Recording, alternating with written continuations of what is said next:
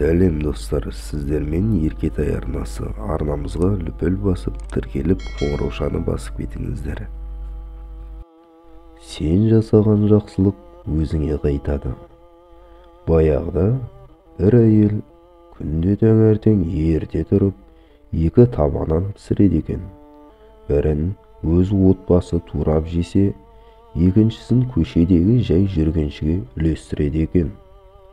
Екінші нанды ылғи терезенің алдына қоя салады.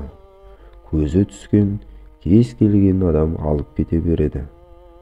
Сол нанды терезенің алдына қойған сайын, әйел жақсы өмір іздеп сапарға шыққан ұлы үшін дұға жасайды.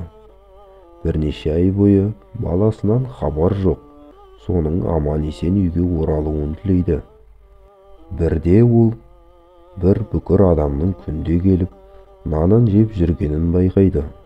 Бірақ алғыс айтудың орнына әлгі бүкір сен жасаған жамандық сенде қалады, сен жасаған жақсылық өзіңе қайтады дейді екен.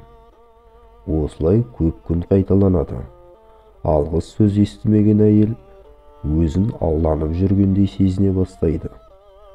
Содан шыдамай бір күні осы не істеп жүрмін мен деп ойланады.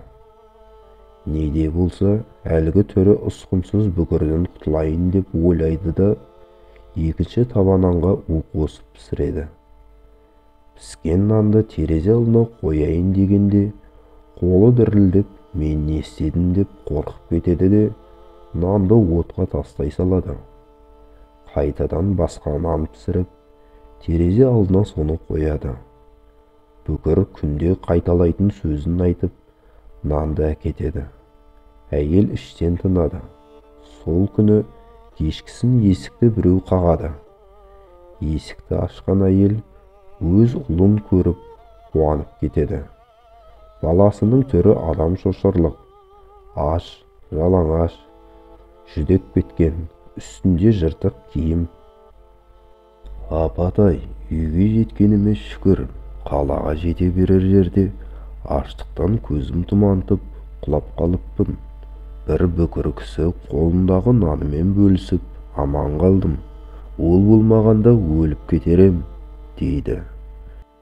Бүкірдің күні бойы талғажау ететіні бір нан екен.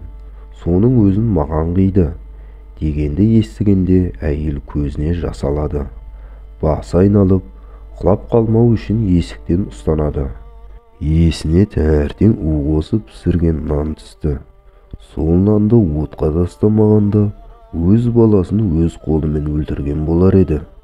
Әйел бүкірдің күнде қайталайтынын, сен жасаған жамандық сенде қалады, сен жасаған жақсылық өзіңе қайтады дегенін осы сәтте жан жүрегімен анық түсінеді. Бұдан шығатын түйіндеме ешкім бағаламаса да жақсылық жасауды доғар ма? Мінекей достар, видеомыздың соңына да жеттік. Видеоларымызды өткізіп болмау үшін қоңыраушаны баса кетіңіздер. Қош сау болыңыздар.